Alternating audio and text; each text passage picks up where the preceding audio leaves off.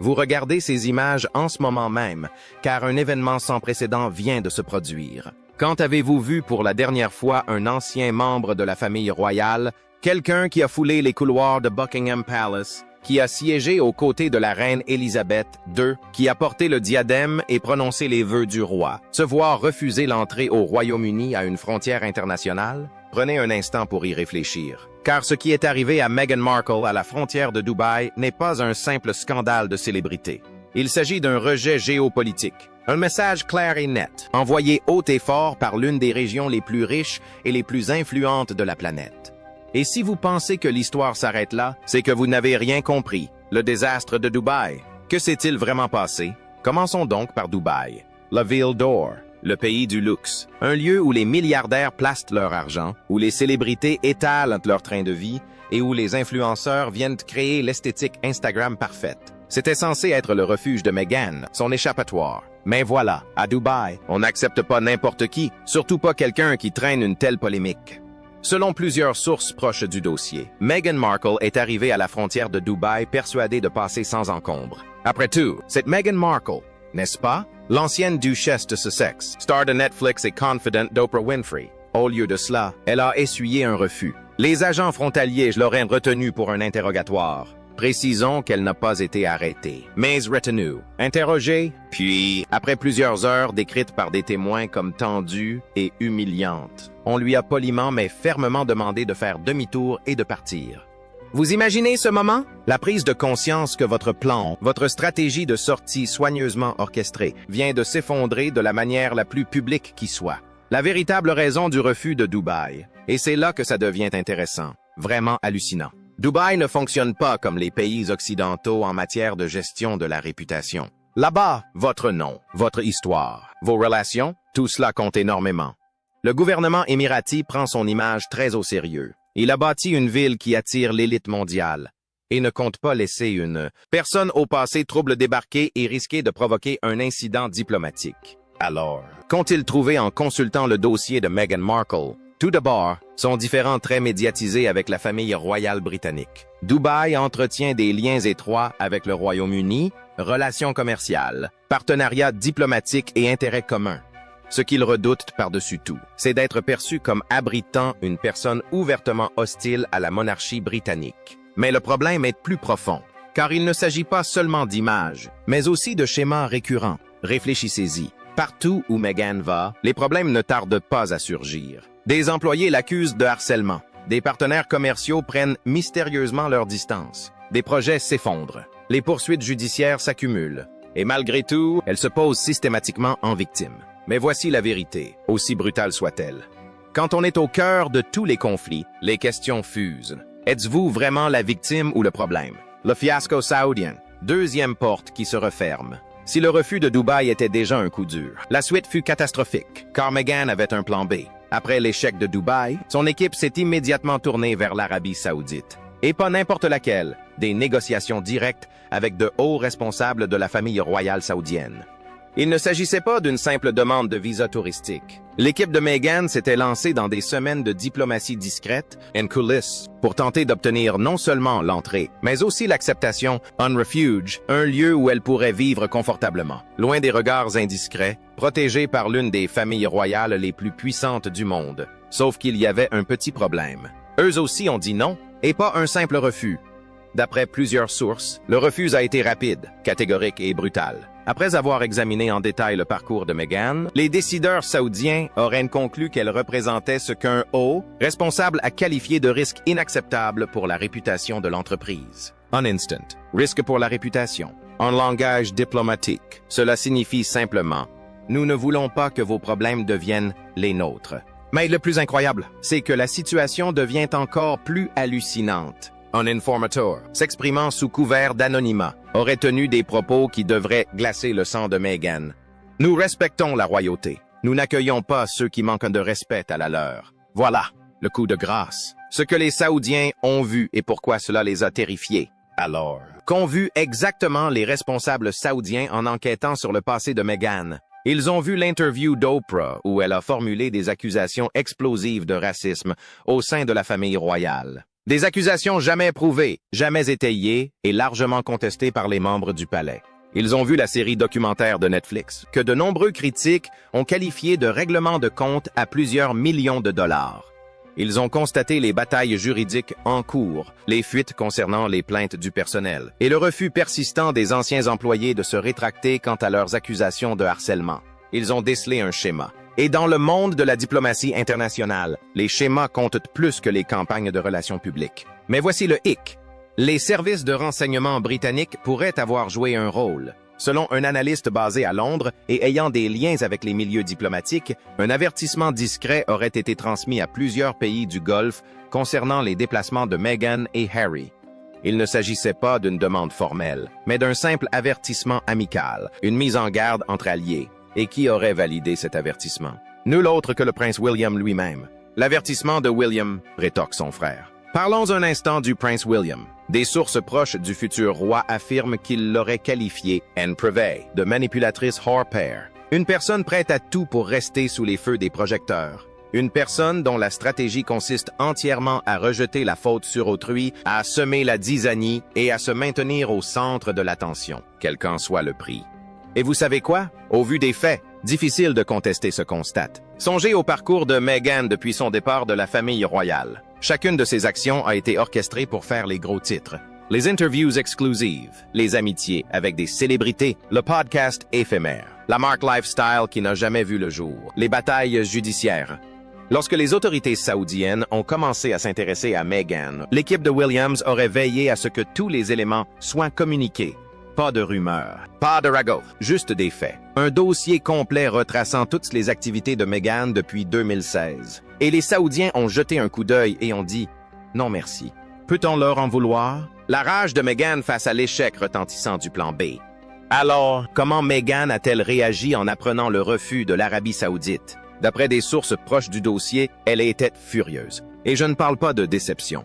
Je parle d'une rage folle, absolument incontrôlable, car pour elle, tout était censé fonctionner. L'Arabie saoudite, avec toute sa richesse, son pouvoir de préserver la vie privée et sa capacité à protéger les personnalités de l'attention médiatique. C'était censé être son filet de sécurité. Au lieu de cela, elle n'a eu droit qu'au silence. Ses demandes ont été refusées, ses efforts ignorés. Les négociations de son équipe ont été brutalement interrompues, sans cérémonie ni explication. Maintenant, elle est dans une situation désespérée. Selon des sources proches de son entourage, la pression médiatique s'est intensifiée de façon spectaculaire. Ses attachés de presse travailleraient d'arrache-pied, faisant pression sur leurs contacts à Hollywood et au Royaume-Uni pour obtenir des articles favorables. Ils tentent de minimiser les refus, de les présenter comme des problèmes logistiques ou de simples rumeurs. Mais voilà, personne ne mord à l'hameçon, car les médias sentent le danger. Et dans ce moment, Meghan perd énormément de crédibilité.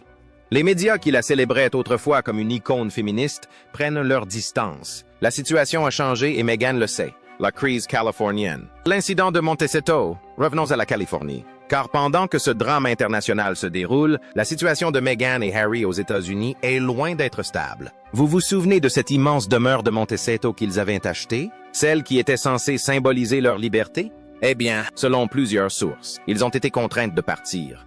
Les détails exacts restent flous. Certaines sources affirment qu'ils n'avaient plus les moyens d'assurer l'entretien. D'autres évoquent des problèmes avec leurs prêts immobiliers. Quoi qu'il en soit, le résultat est le même. Meghan et Harry vivent désormais dans une résidence temporaire avec un budget bien plus serré et une pression financière accrue. Deux personnes qui bénéficiaient autrefois d'un accès illimité à la fortune royale. Ils réduisent maintenant leurs dépenses, diminuant leurs moyens et ressentent les difficultés. Le filet de sécurité financière sur lequel ils comptaient s'amenuise rapidement. Le retrait de Harry, le prince qui s'est égaré. Et quel est le rôle de Harry dans tout cela? C'est là que l'histoire devient vraiment triste. Selon plusieurs sources proches du prince, Harry prend ses distances avec Meghan. Il se concentre, ou tente de s'y concentrer, sur le rétablissement de ses liens avec le palais, même si ses tentatives échouent systématiquement. Ses amis disent qu'il est frustré, fatigué et qu'il admet à voix basse que la stabilité lui manque. La structure, le but, le sens du devoir qui accompagnait son statut de membre actif de la famille royale. Mais il n'y a pas de retour en arrière. Les ponts sont coupés. Et à chaque nouvelle controverse, à chaque nouveau rejet, le chemin du retour vers la vie royale devient plus impraticable. Certains rapports suggèrent que Harry commence à réaliser son erreur catastrophique. qu'il a troqué son droit de naissance, sa famille, son pays contre quoi? Au juste?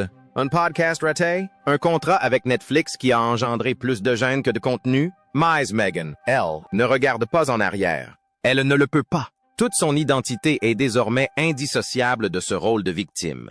Admettre son échec reviendrait à admettre que tous les critiques avaient raison. Elle est trop fière pour cela. Alors elle persiste, même si le sol se dérobe sous ses pieds. La crise de réputation, quand votre nom devient un avertissement. Voici un point crucial à comprendre concernant le Moyen-Orient. La réputation est une monnaie d'échange. Dans des endroits comme Dubaï et l'Arabie Saoudite, votre nom a du poids. Vos fréquentations comptent. Votre passé vous poursuit. Et une fois que vous êtes considéré comme un risque pour votre réputation, cette étiquette est incroyablement difficile à effacer. Selon des sources diplomatiques, le nom de Meghan est désormais fiché dans les systèmes internes de plusieurs pays du Golfe. Non pas pour des raisons pénales ou officielles, mais pour des raisons de réputation. Une mention interne du genre. À utiliser avec la plus grande prudence. Cette personne est à risque. Et voici l'ironie amère. C'est précisément ce qu'elle reproche aux autres de lui avoir fait subir. Pendant des années, Meghan a bâti sa réputation sur la dénonciation des systèmes, des institutions, de sa famille et de ses anciens amis. Elle s'est positionnée comme une voix qui ose dire la vérité aux puissants. Mais avez-vous remarqué quelque chose? Les gros titres finissent toujours par la concerner.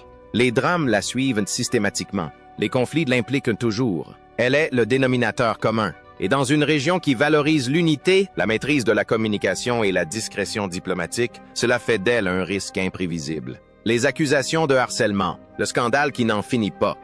Abordons le sujet qui fâche, les accusations de harcèlement. Meghan a toujours nié ces allégations. Ses avocats ont publié des communiqués fermes. Son équipe de relations publiques a travaillé sans relâche pour discréditer les accusatrices. Mais voilà le problème. Les anciennes employées n'ont pas retiré leurs témoignages, ni celles du Royaume-Uni, ni celles des États-Unis. Aucune n'a cédé. En fait, certaines envisageraient même de témoigner à nouveau publiquement. Pourquoi? Pourquoi risquer les inévitables répercussions? Parce qu'elles croient que leurs histoires sont importantes. Parce qu'elles veulent que la vérité éclate. L'enquête menée par Buckingham Palace sur ces allégations n'a jamais été rendue publique. Cependant, des sources internes affirment depuis longtemps que les preuves étaient accablantes. Plusieurs employés de différents services, sans aucun lien entre eux, ont livré des témoignages remarquablement similaires concernant le comportement de Meghan. Ces allégations l'ont suivi jusqu'aux États-Unis, car des employés américains se seraient également plaints d'un traitement similaire. Pays different, employer different, même schémas comportementaux.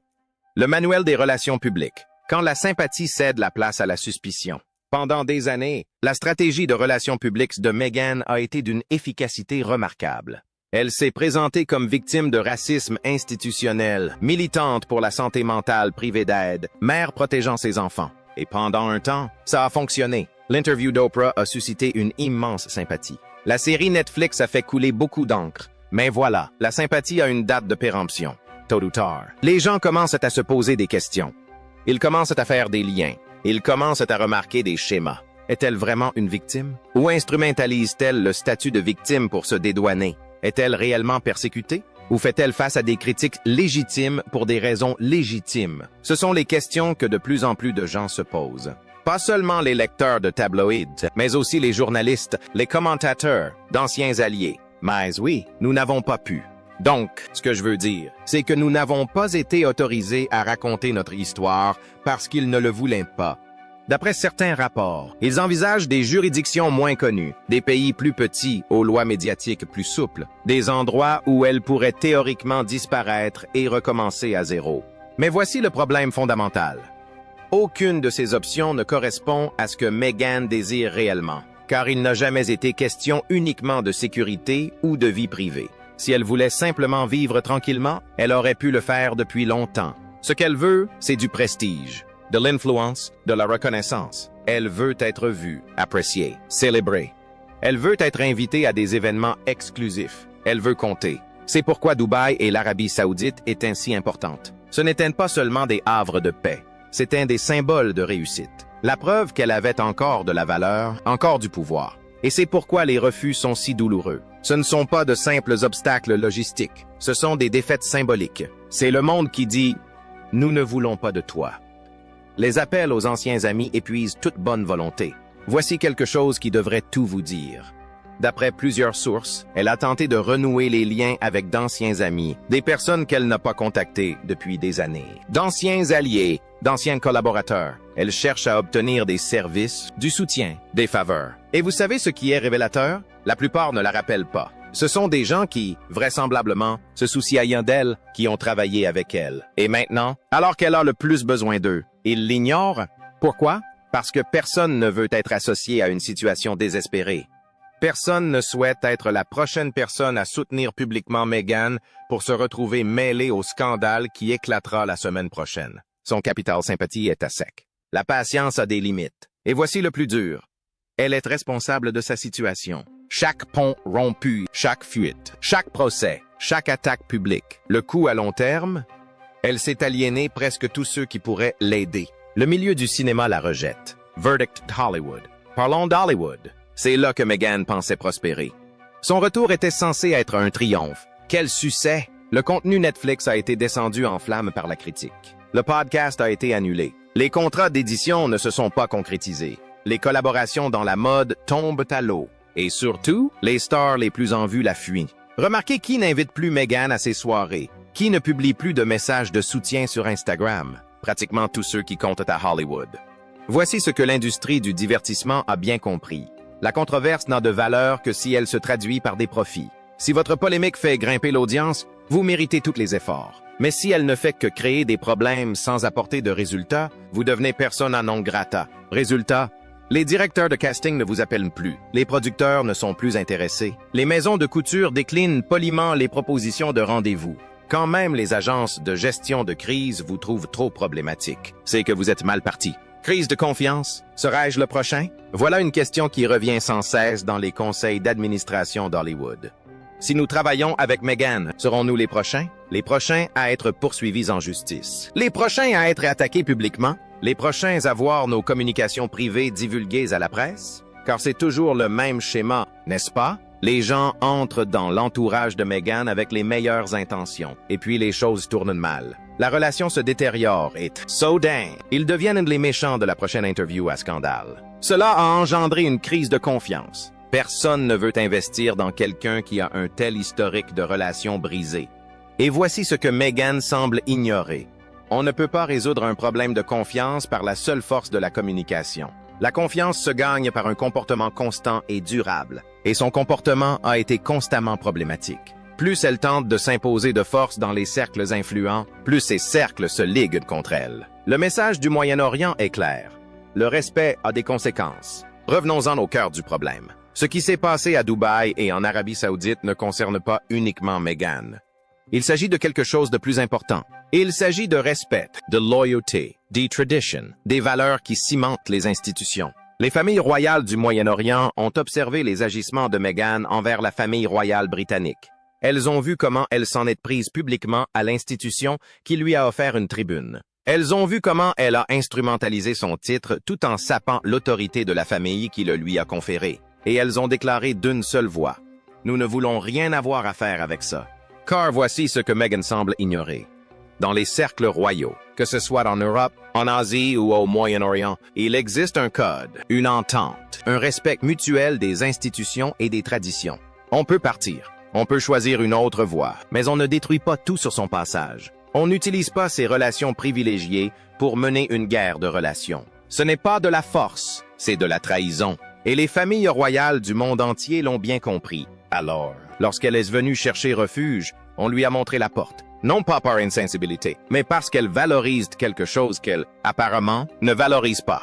Loyauté institutionnelle. La tragédie de William et Harry, deux frères à jamais marqués. Permettez-moi d'aborder un sujet véritablement déchirant. La destruction du lien fraternel entre William et Harry. Ces deux hommes étaient autrefois incroyablement proches. Ils ont traversé ensemble l'épreuve inimaginable de la perte de leur mère. Ils se sont soutenus mutuellement face aux scandales et aux difficultés. Et maintenant, ils sont ennemis, et non plus rivaux amicaux, de véritables ennemis engagés dans ce qui s'apparente à une guerre familiale. Et on peut directement imputer cette détérioration à l'arrivée de Meghan dans la vie de Harry. William le constate. C'est pourquoi il l'aurait qualifiée de manipulatrice hors pair. Non pas par jalousie, mais parce qu'il a vu son frère passer d'un membre loyal de la famille royale à quelqu'un prêt à trahir les secrets de famille pour de l'argent et la notoriété. Et le plus tragique, c'est qu'il n'y a probablement pas de retour en arrière possible. On ne sait pas. Ce furent des décisions délibérées et mûrement réfléchies. Ils ont examiné Meghan Markle, son parcours, son comportement, ses frasques habituelles et ont tiré une conclusion calculée. Elle n'en vaut pas la peine. Les complications diplomatiques potentielles, le risque de se retrouver mêlé à ces querelles incessantes, la possibilité de devenir la prochaine institution qu'elle attaque publiquement. Ils ont pesé le pour et le contre, et la décision a clairement été prise contre elle. Cette décision a des répercussions importantes sur la scène internationale. D'autres gouvernements prennent note. Le message se répand. Meghan Markle est persona non grata. Voilà ce qui arrive quand la réputation rattrape la réalité. L'avenir. Que va-t-il se passer ensuite? Où cela nous mène-t-il? Quel est le but ultime? Honnêtement, il est difficile d'entrevoir une issue positive pour Meghan à ce stade. La trajectoire est claire et elle est à la baisse. Ses options internationales s'amenuisent. Sa situation financière se détériore. Sa stratégie médiatique est un échec. Ses rêves hollywoodiens s'évanouissent.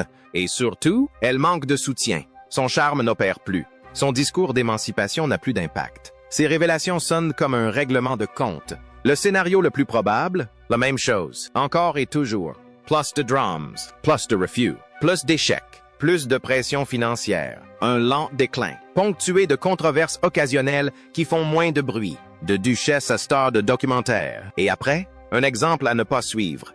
Une simple anecdote dans l'histoire royale. La question qui se pose, les choses auraient-elles pu se dérouler autrement? Voici ce qui me hante dans toute cette saga. Cela aurait pu être différent.